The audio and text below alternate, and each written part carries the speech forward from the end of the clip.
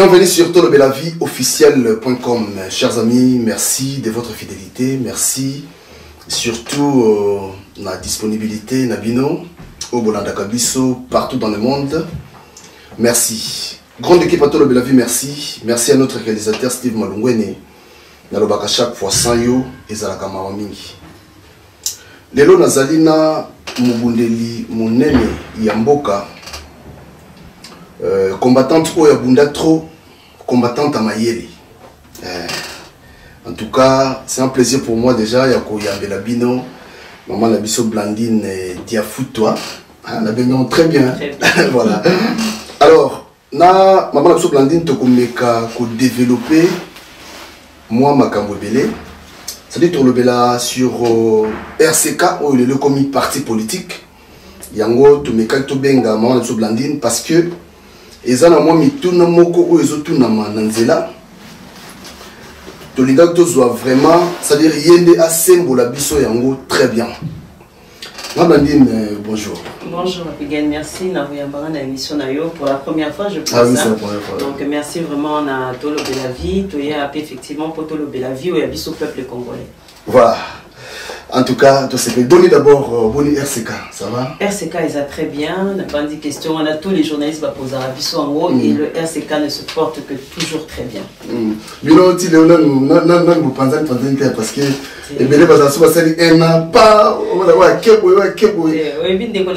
il y a philosophie, il y a idéologie. Bisso RCK est au sali en 2010 exactement, malgré parti mouvement M. Salama qui avant on en tête il toujours présent na biso Jean-Martin Sali Kongenge tokenda na philosophie autolobi que biso tozali bana mboka makambo ezo sala na mboka na biso ekoki ko sala mate tant que biso bana mboka tozali vivant tozali awa na mboka poto o tozali na makoki ya kobelela pe ya kosalela ko mboka na biso changer tolobaki na création ya RCK que biso awa tozali bana mboka tozali na makasi pe na mayele ya ko diriger lobi mboka na biso to sala etumba o ko lobi to benga la monguna pe to zo place ya monguna wana poto tonga mboka na biso.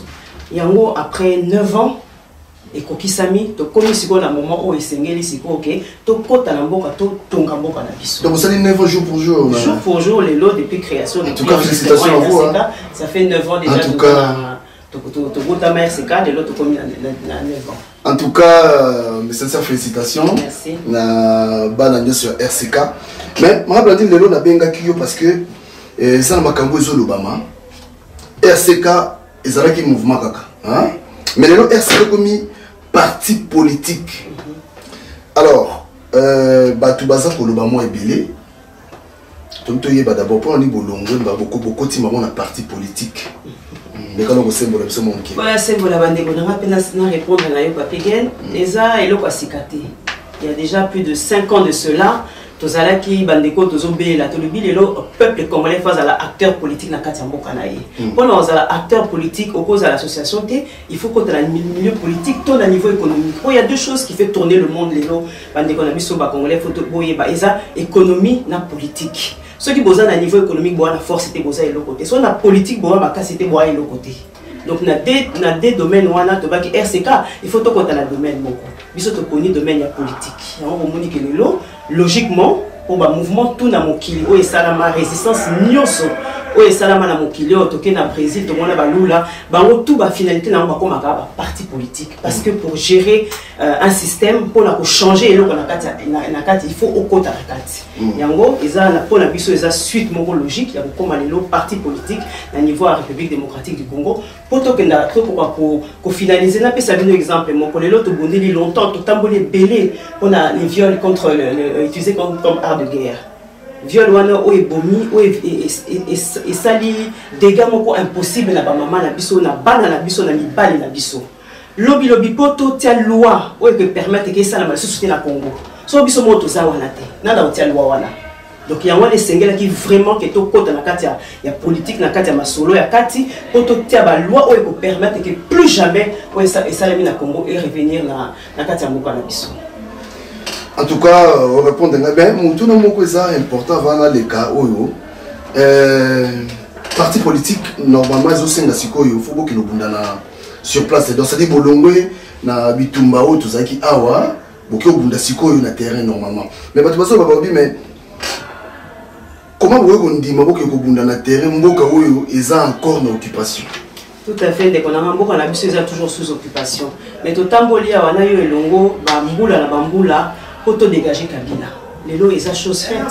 Même ceux qui te l'ont qui ont dit peut-être peuple congolais, malobanabiso, peut-être aux gens des fois na marché, peut-être na Koganga, na Loyenge, na Mani, tous les gens qui ont sauté. Tous les gens le baboye. Tolobi, occupation, ils ont un beau, ça y est plus de 21 ans.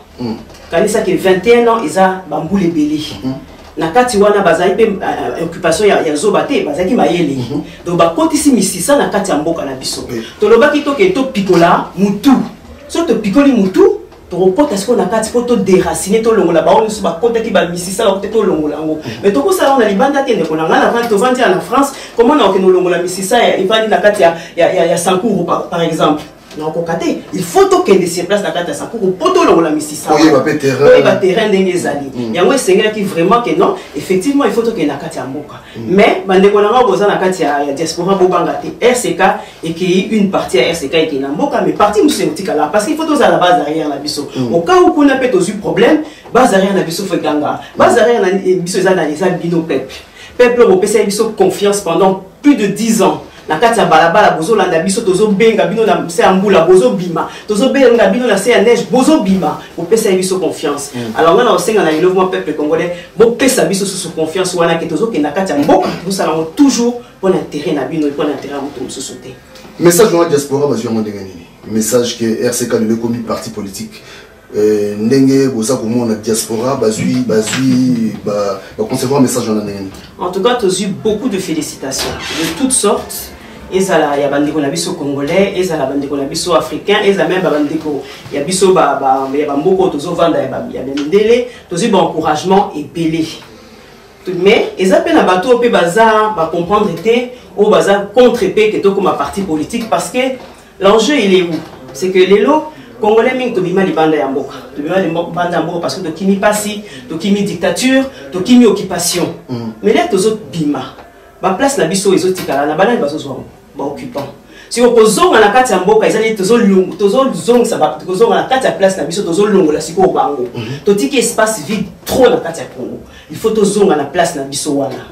Ya wana ba o peut-être bazo banga to kota wana parce que ba yebi ke to kozo ba to récupérer ba place na biso. Ya wana compréhension peut-être vous ala bande comme ça ya congolais o bazo ala peut-être contre biso, peut-être pe car moi jalousie car ya leadership mais qui leader au botamanango pe au colisiango lelo Jean-Martin Sali Bongingo azali président na biso a botama na bokonzi wana ti lelo ezo continuer ko se confirmer donc ata ubusai na bino zu ata ubundani ekusila na wote ko lelo ko nzambe sati na mokili alobi ke yem ta okende liboso elo mo iko empêcher en wote. Là je salue le président Martin Sali, en tout cas plein de bonnes choses, ma chance est belle mais que ça va aller. Maman Blandine lelo RCK comme parti politique, donc normalement beaucoup Bunda sur place dans le terrain. Tout à fait. Alors, ce qui bino bokei, malgré votre politique, mais il y a qui beaucoup déjà parti politique. Mais est-ce que bolongwe na combat, est-ce que tout le monde a bino lisusu des alaki avec ma pancarte et tout pour na ko sala que ndenge to lobaka dégage, est-ce que tout le monde a bino lisusu na kata combat? Le combat à Congo, tu le occupation et qualité. Donc, tant que l'occupation est là, tu continuer pour Bunda. S'il s'agit de que na balabala, tu na balabala, s'il s'agit de que tu lettre, tu lettre. S'il s'agit de ganga, tu ganga. Donc, beaucoup le batté que tu bimi na combat. Oh, c'est juste une étape. Tu as kende malembe. Tu vas dans la diaspora, tu umeli, tu sali oh, tu quoi pour ça là. But ya diaspora ya combat ya diaspora la bandi ezala ki to éveiller conscience ya biso moko d'abord bandi ko congolais to ebake mboka na biso za en danger so to télémité ko kende. Deuxièmement il y a ba opinion internationale oh lelo ba pesi que Kabila ba tie contre me ba bi que tala kuna na diaspora to za déranger des millions et des millions de Congolais baso télé chaque jour baso be la que yo zo sala ba mabe yo faut dégager. Il y a été Kabila contre Mir, Kabila Zondissima.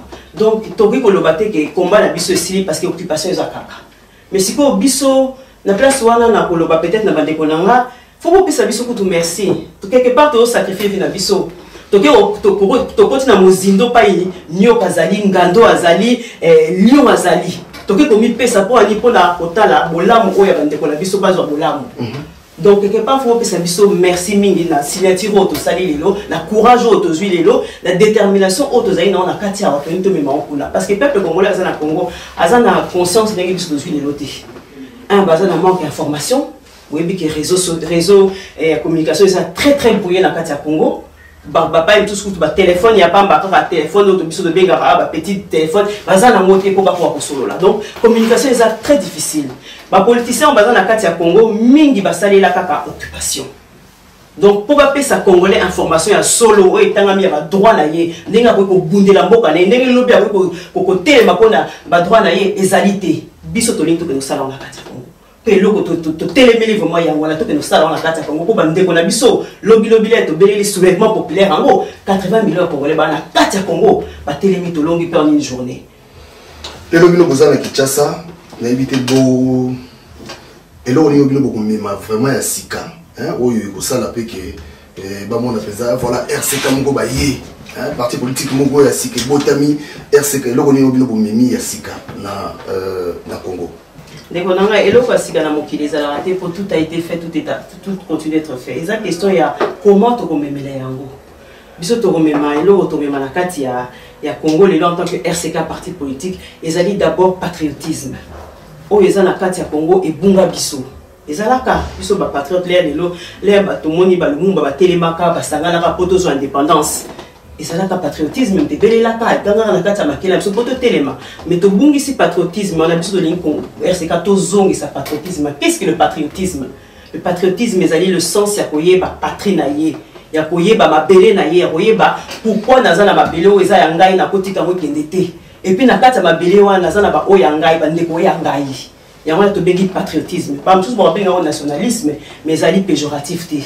Ezali koyeba ke na botamina yo papier nos ali ndeko na ngai, ceux qui les cambozio nga fona za. Ceux qui bazo salo mabenga fona bondelo. Et longo yo pe pareil na côté na ngai. Et puis mabele na biso qui balingi ba yiba ngo biso mbale to sangani poto wela mabele na biso. C'est ça le patriotisme au peuple congolais a bungisa na kati ya histoire na ya vie, ya ngo biso to zongisa. Ya mi balé to loni to zongisa pa na peuple congolais, ezali reconnaissance à ba droit ya peuple congolais. Dans la constitution de Bisso et Salami, il y a plus de 400 articles. Dans 4 articles, il y a un article où ils ont que le peuple congolais a pu vivre socialement de façon décente.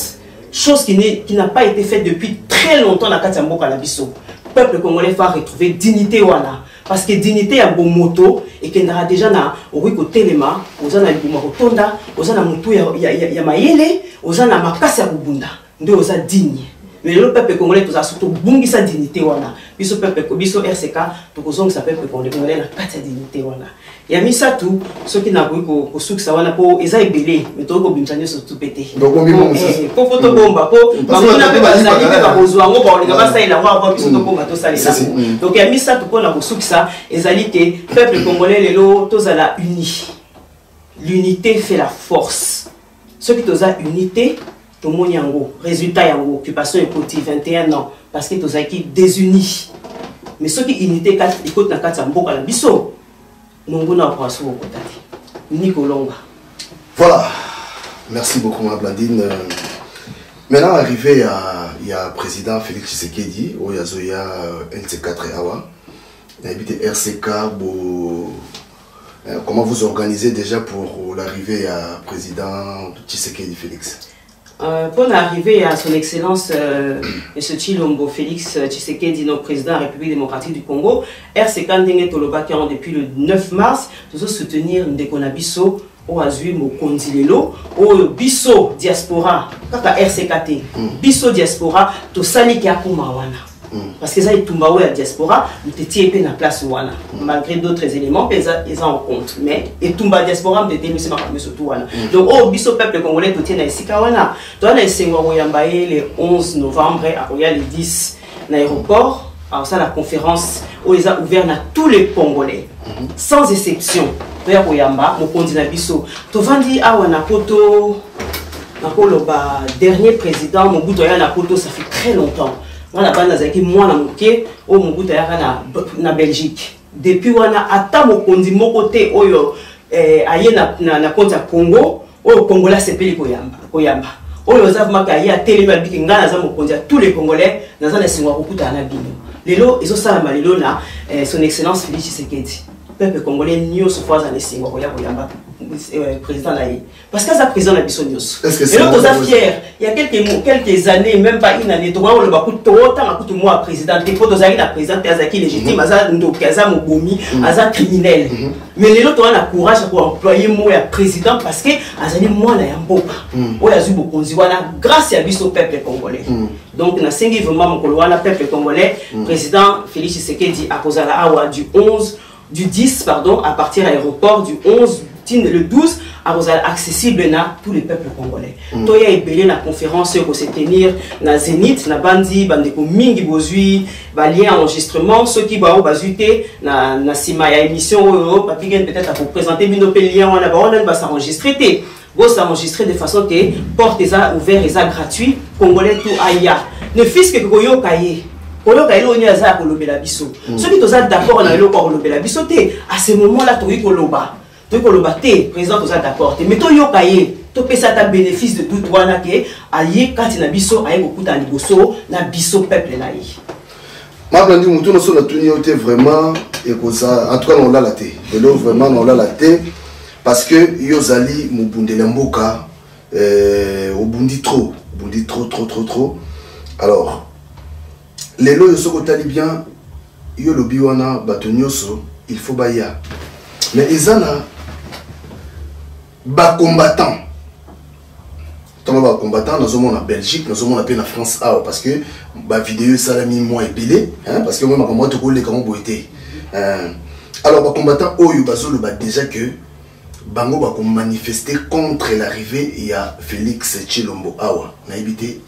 Yo comme ça parce que bango pe basa ba combattant ndenge nazo benga yo mama combattante bango ba combattant sikoyo ozomo ate que non tozo bon mais mabiso parce que tu comprends te sikoyo to ma bladi na que non to ya kona mbina biso to ya te sikoyo bon mais mabiso wapi bo cha biso wapi elo na kolo bana bandeko na nga wana combattant o bazali bandeko na biso to ti sika moko to ti na bitumba ya mboka ya dégage ya Kabila dégage to kokisi Kabila dégage wana mais to yeba ki ke to koksango nyoso tout na awa na diaspora to yeba ki bandeko na nga ke sengela ki to zonga na mboka to kota na les affaires pour to continuer ko benga na occupation wana donc na lelo o aza wana na ko pesa exemple nini lelo nga linda koma mokonzi mais pour na koma mokonzi ba pike ozande ko na nga balobi bomana no papike po ozo mokonzi siko nga na yebike so na komi mokonzi na osunga 10 millions de personnes na robomayo oza vi moko mais na sauver 10 millions donc faut yeba que na moment monsieur ezala ba décision sous mutakozwa na vie na ye bino bo monika zo ngo pona ye mais or atali ke boso na nga sima na nga baza combien donc to kota na ba erreur wana te o le bande comme so ba combattant bazo sala na niveau ya Congo tozwa une fois culte à personnalité na bandi na ko cité Congo na ye poazaki président biso no surtout Mobutu c'est Seko Ouazalaki un président aimé de son peuple culte à personnalité salamaki makas autour à Mobutu les salami makas autour ya Mobutu to moni pe ba conséquences na négatif pour salami na kati mboka na biso lelo na osenga na ba combattant o bazaki ba o baza bande ko na biso to longola culte à personnalité total a intérêt ya 80 millions plus de 80 millions de Congolais o bazali libanda o bazali na kati o bazali ko souffrir o bazali na espoir que lelo changement un régime et salami moi na mboka koti o ezapeke na mo mke o tozo mona azoke na nzela mo mke ya kubongisa mboka wana to pesa ye maboko to sunga ye to ibate ko tourna ye munguna azali yo kansi munguna azozela nini azozela kaka sala faux pas pour alekisa ye azozela ka congolais azala contre ye pour yazwa raison 2023 ezalobi lobi Kabila s'est préparé ce qui y était batunaye ba s'est préparé ba récupérer pouvoir voilà mais bon to bundeli pour la nini biso to bundela ki pour ce qui moi na mboka zu mokonzi une fois et landa na ce qui ata 1 million d'années bana na mboka bazo mokonzi voilà pour to récupérer mboka na biso mais ce qui le moi na wa mboka zumba ya liboso to pesi mo Congo to bandi ko finga ye to bandi ko liza to zo livrer mbala moko na ennemi wana récupérer yo ko yo ka yo to pesi o tiake na isika wana récupérer biso lingete mais ba otia biso nani ba otia biso so nani mwana mboka ni société ba congolais to bossa na kayango te to bossa na kayango te bande ko na ba congolais et loko esalami na kati ya Congo toza féliciter na ba presque toute l'Afrique parce que na bandi na Afrique boyebi tous les présidents ba mboka ebele surtout ba 9 frontières ils ont entouré biso ba changer raté va changer à tes bâtis car on a 30 ans, 40 ans, presque nous a presque 50 ans, 50 ans. Pourquoi? Parce que pour ça la de ça de la diaspora. Donc les combattants au bazo le balabandé pour que beaucoup de la félicité n'a pas pour quelque part il faut pas opposition il faut pas résistance éthique. Ça c'est normal. Côté il faut résistance côté parce que mon goût a toujours parce que occupation est toujours résistance côté au bêta CT mais total na maloba na biso et l'eau ni toko loba et l'eau ni toko sala vraiment pour tout ça là que mboka na biso ils ont makati mboka na biso peuple congolais bazo dans ma Blandine malgré différentes opinions na biso mais tu ba Hollanda yo pour les loyo vraiment to zonga ça dit to parce que discours na bino na kati na oki unité zali alors pour le pena to zonga biso nyoso tout ça la unité moko parce que celui tout ça les force hollandais au ça pena de lobby wana et au ça là qui occupant de bima bango moko parce que pour le to zonga la pena force wana qu'est-ce qu'il faut faire? Les questions il y a net le baki il y a une idéologie on les a basés sur le patriotisme. Donc idéologie na biso na niveau RC4 to le baki moi la mboka donc congolais tout aza capable de comme acteur politique na kati mboka na ye tout acteur économique tout s'investir dans mboka na biso. So tout s'investir dans mboka na biso na deux domaines wana to kozong sa unité wana na kati mboka pe to kozong sa force wana. Donc le peuple congolais total attaque et tout landa leader total a vraiment que tozu bokonzi eza ya biso congolais to sangana autour à bokonzi wana to korasiko yo kotonga mboka na biso. C'est surtout ça. Mingi na ba diaspora to kendaka chaque année Congo biso malheureusement to konda sous to ke ne sous-outé mais bandeko bazo ke de chaque année ba kenda ko investir mo mke na Congo so bazongi bazaka toujours déçu. So bazongi bazaka toujours déçu mais bolingo wana etikala quand même ya mboka année après ba kaka. Mais le mouvement pour le peuple congolais vraiment l'air à investir. Et là, on peut pas investir et simbiper. À créer plus d'emplois dans la Katamboka. Au lieu de bande qu'on a vu sur l'Arabie chaque mois, botin de la biso autant, botin de la biso boy, pour la kisi, pour la colia, pour la école, pour la boy. Il faut biso moto s'investir. Et pour s'investir, tu vois que ça la sans présidence les assidéons dans Katamboka. Et ça c'est une ouverture. Même ceux qui ont ouverture, il y a un poukou de Golangaï, c'est une ouverture. Pour ceux qui ont molili ou à la Katia tunnel, ceux qui ont un poukou landaï, pour à relation de la sortie. Mais ceux qui ont montré que pour y avoir un poukou dans Hollande, ils ont dit qu'à la Katia tunnel pour Koufa. Relation à Bino le loyo et aux Hollandais parce que maman comment ceux qui montent moi poni côté la Yemoko a combien d'ennemis non balamoko. Donc ne vous en est-ce que vous sentir que déjà quelque part batu moko boy bino pe beaucoup binemia batuto parce que quelque part ce soit poni côté moko oyo batu su balingi ya ngote yo moko yebine go deviner la suite alors bino beaucoup c'est en tout cas ba o baza binemi na biso ezali kaka ba occupant ba nyoko na pepe na biso ba bo ma pepe na biso yo lelo so za ndeko na ngato swani lobi to zongana ba singa famille katanaka eninga na me katanaka te donc ba ono so baza toza bandeko quand kinemi ezate parce que toketi ennemi unité esalamate tozo lo bango to tikele munguna espace te. Il faut récupérer espace na biso. Donc biso na RCK makamba ki ennemi na bandeko na biso ezalité. Et ko kozalate. En tout cas merci beaucoup. Je profite même ça batu que babinemi wana lezo sala batu moko ba profiter nango. T'entends tozo ba que nous sommes occupés. Attention toza vraiment occupés. Ma Blandine donc on est lentement et sûrement aussi sa intervention na biso.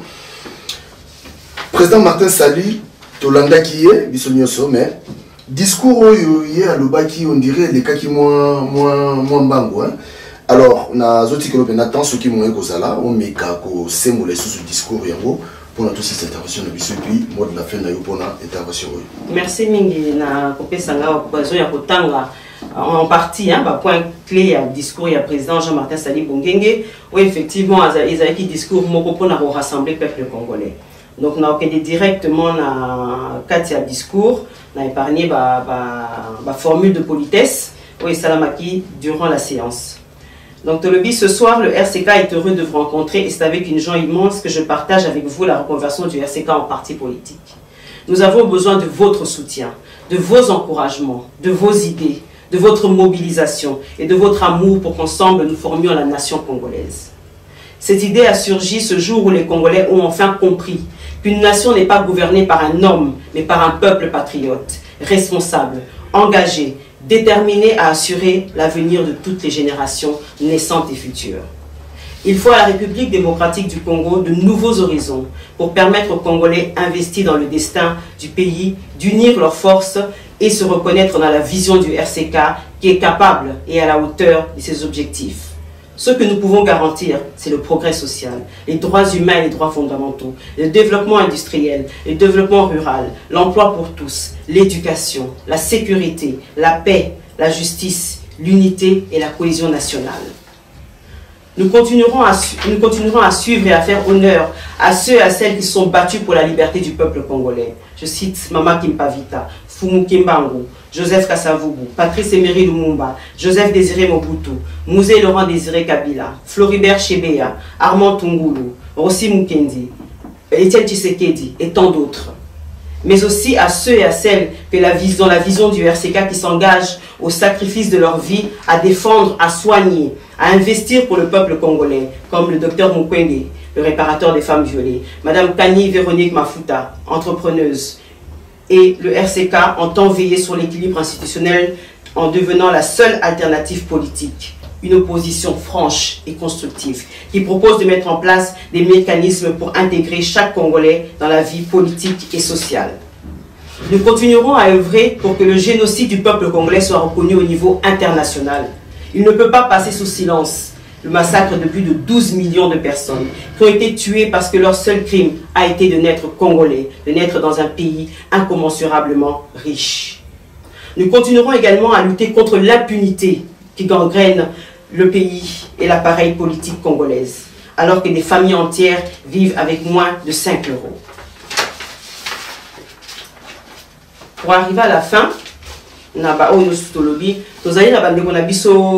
africain o bomona ki na ba vidéo o bazala ki wana o ba encourager ki biso na combat oyo ya libération peuple ya congolais. Pourquoi ba soutenir biso ba peuple combat africain wana? Tout simplement parce que na bandi faisons à Lubango il y a très longtemps. L'Afrique est un revolver dont la gâchette se trouve aux Zaïre à l'époque au Congo. Ça veut dire que bao balandi biso ba yebi que impulsion à libération ya Afrique totale et Gouta na mboka na biso na kati ya Congo. Donc yango wana bomoni ba africain baza elongo autour na biso po ba yebi prophétie wana. C'est une prophétie. Faisons peut-être à l'oba qui ont ébimé dans mon pied, mais moutou pas y a yoke là qui ont pas y a comprenant qui ont peut-être et outil musika koleka. Donc to bien en prophétie. Les lots ba peuple africain wana ils ont besoin ya comment on a unité à biso ba congolais. Parce que l'unité congolaise est aussi la unité africaine. Donc, pour la que c'est un message, il y a président, il y a mais le discours va être imprimé, il va être publié, je pense, très prochainement. Dans le journal, dans les médias, ou bien dans le site RCK, de façon que Mounamutu a s'imprégné dans le discours. Voilà, moi, message, il y a Souka, au IBC Peuple Congolais Nini, pour la vente aussi cette intervention. Peuple congolais, là, on a les logos bandi, au Moninga, Maman Blandine, Nazali secrétaire général, il y a RCK porte-parole, mais également vice-présidente. Naye les locaux Tinabino, qu'on a Rolobano, qui est tant koki, tokota na kuolobenga ondeni. Na motema malamu pour la kusunga bande kona biso. Na le but que tozaki mitema mabe. Parce que auto sali na kati ya diaspora, il fallait que la motema, il fallait que linga bande kona biso poto sala auto sali. Mais na lingi skoto bakisa bolingo wana makasi. Pour autre okuta na kati ya mboka eza susu makasi koleka auto vivre à na kati ya diaspora na lingi pe botia biso babonde basambela ka botia biso na babondeli oyo babelela ka bakoko boni bobelela bakoko o pe bokenda wa bobela po bo linga biso na bolingo wana bo mema biso ikumba biso na kati ya Congo lelo RCK tozonga na kati ya mabela bakoko na biso o to lobaka on dit bandeli to belela bakoko to belela ba opambate lelo bakoko bakokisi donc bon mon na mabete que RCK comme un parti politique, et ça toujours pour servir son peuple. Tozali le parti du peuple. Les autres soutenir moi Namboka, son excellence Félix Tshisekedi Tshilombo, mais lobby 2023, on s'est retrouvé face naïe. Et ça la choix n'a plus nos peuples congolais pour renouveler la paix au Nabiso, pour botter la paix au Biso, pour ça la lobby. Merci Nabino News.